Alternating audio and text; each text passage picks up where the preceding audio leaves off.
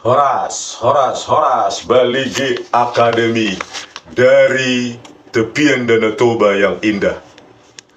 Ya, kita pada hari-hari ini sangat sedih sekali ya dengan keadilan di Republik Indonesia ini.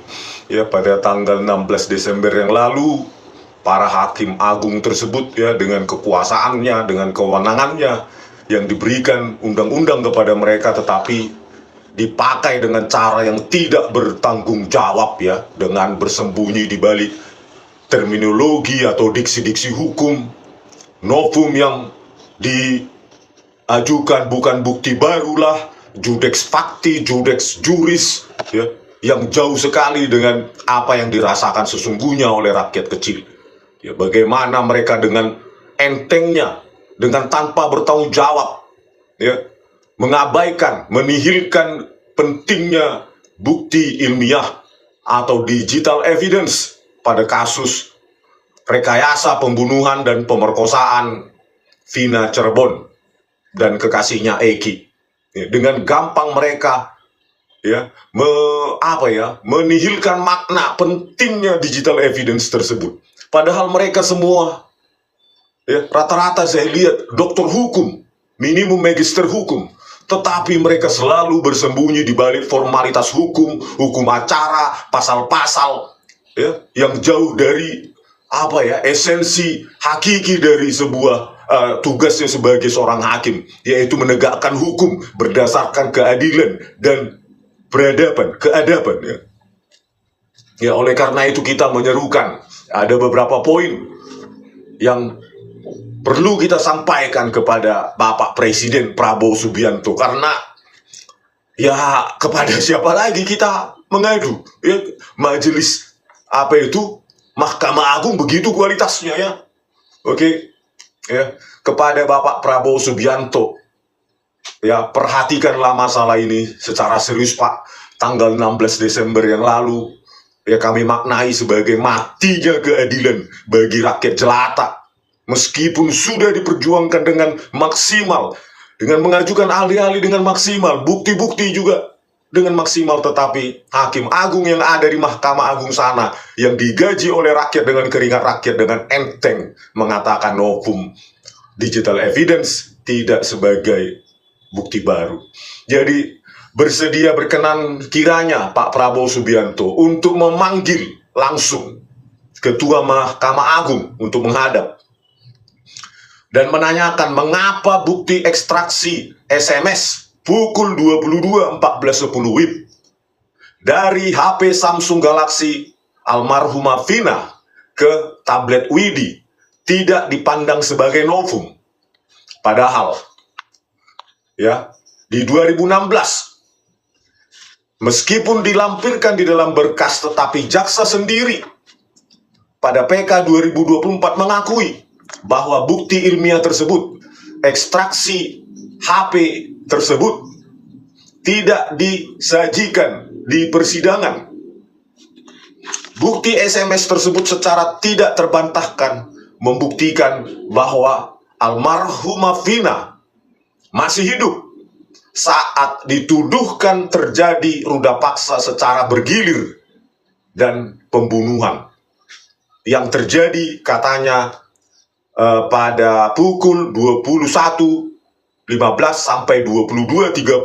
Padahal bukti SMS masih ada 22.14.10. Sangat tidak masuk akal, kurang lebih 15 menit terjadi ruda paksa secara bergilir dan pembunuhan dan penyiksaan dan lain-lain dalam 15 menit Pak.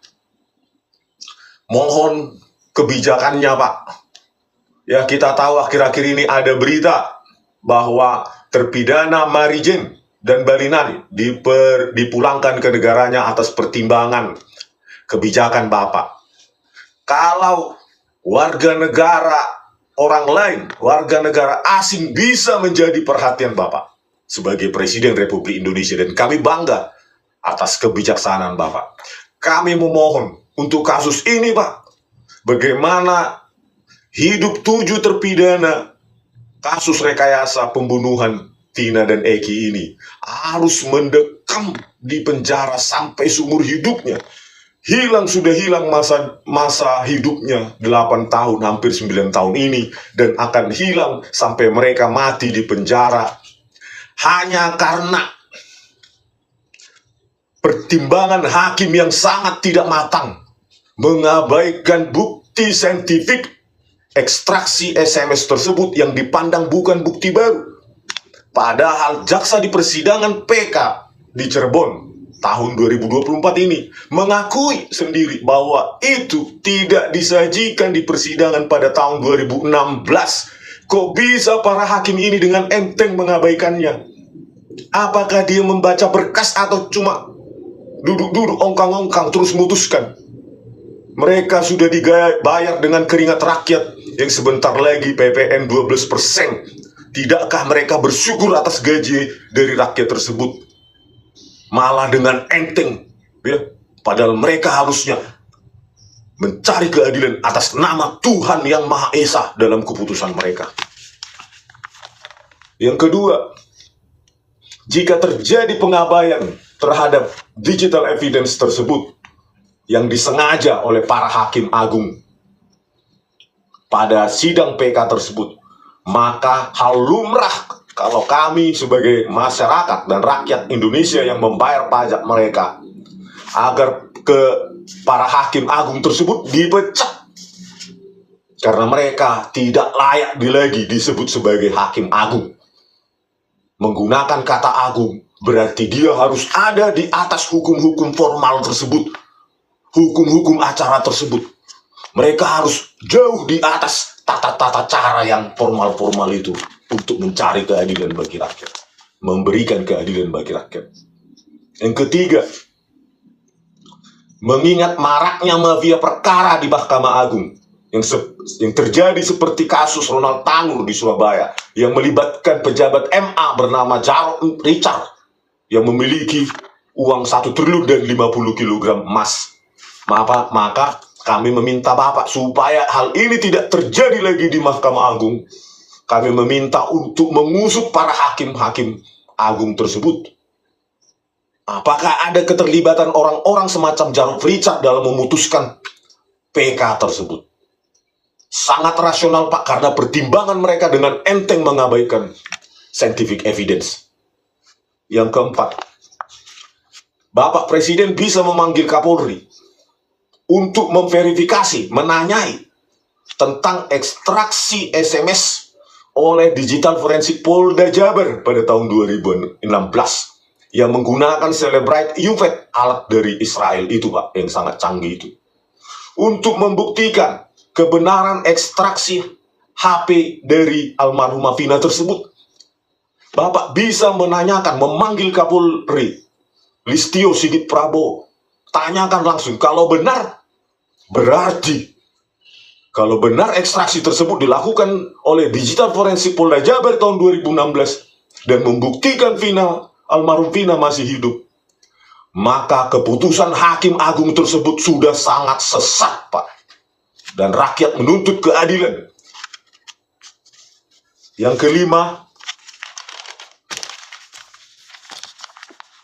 terkait dengan dugaan plagiarisme atau watak mencontek dari Hakim Agung Yohanes Priyana dan Prim Haryadi yang memutuskan perkara PK Vina Cirebon ini, Pak, sudah sepantasnya mereka dipecat dan tidak layak untuk menjadi Hakim Agung.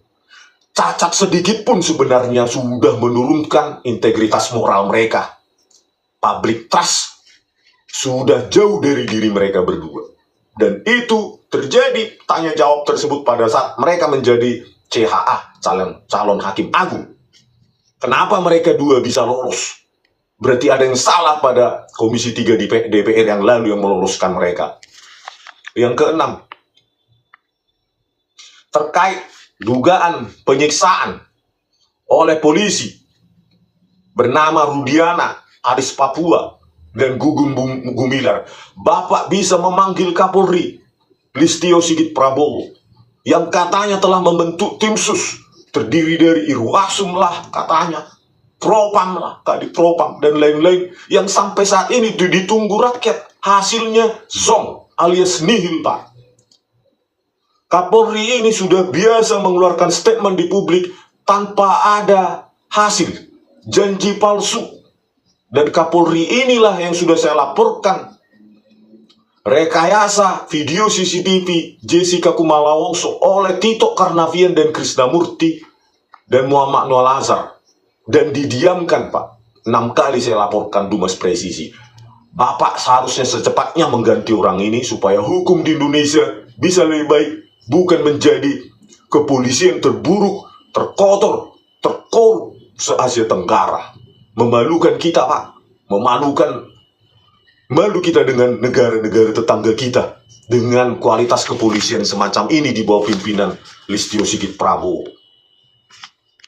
Yang ketujuh, Pak, penolakan PK 8 terpidana kasus Vina Cirebon. Ini memberikan pesan, Pak, bahwa keadilan bagi rakyat kecil itu sudah nihil. Betapa tidak, begitu banyaknya saksi-saksi fakta, begitu banyaknya ahli, begitu kerasnya perjuangan para pengacara, tetapi Hakim Agung yang katanya agung di atas sana dengan enteng meniadakan, mengatakan novum yang diajukan bukan bukti baru. Dia carilah pasal KUHP 163 atau 16 berapa itu, ayat 2. Tidak ada argumentasi apapun mengapa ekstraksi HP itu ditolak. Bukan bukti baru, hanya karena penggunaan diksi baru, lama, yang tidak ada kaitannya dengan keadilan bagi rakyat. Inilah, Pak, ya, bagaimana mengabaikan scientific crime. Kapolri, ya, Listio Sigit Prabowo pernah mengungkapkan bahwa minimnya scientific crime investigation pada kasus Vina Cirebon pada tahun 2016, dan itu sudah diakui. Ketika kita bahas lagi ekstraksi tersebut di persidangan disajikan, ya, supaya ada verifikasi ilmiah, perdebatan ilmiah di persidangan pada tahun 2024 yang lalu, justru itulah yang diabaikan oleh para hakim agung tersebut, yang katanya dokter hukum, magister hukum, tapi pertimbangannya ya cuma pasal-pasal yang dipakai untuk mengentengkan pekerjaannya, mengabaikan, menihilkan pentingnya digital evidence atau scientific evidence tersebut. Oke, Pak Prabowo, inilah mungkin mewakili perasaan masyarakat yang ada di Indonesia. Ya, kalau ini dibiarkan, para hakim agung yang dibayar rakyat di atas sana dengan enteng mengabaikan bukti-bukti ilmiah tersebut yang bisa melepaskan ke-8 terpidana tersebut, maka rakyat Indonesia tidak ada lagi harapan lagi hidup di Indonesia ini, tinggal ciduk.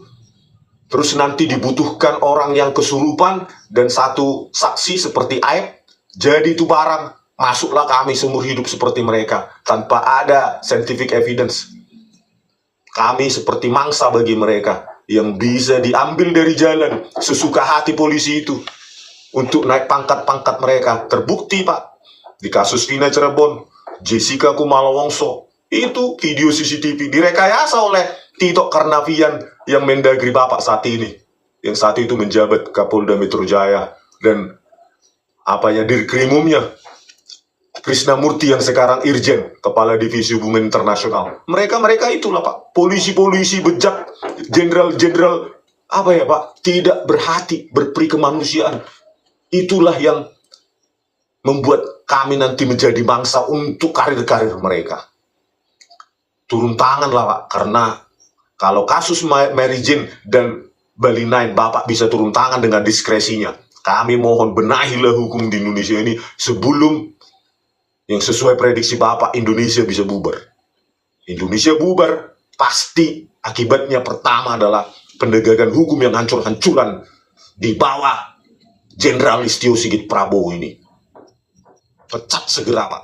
Tapi sebelum pecat, panggil dia untuk bertanggung jawab terhadap kasus Vina Cirebon, Kanjuruhan, KM 50, rekayasa Jessica Kumalongso, dan lainnya banyak sekali, Pak.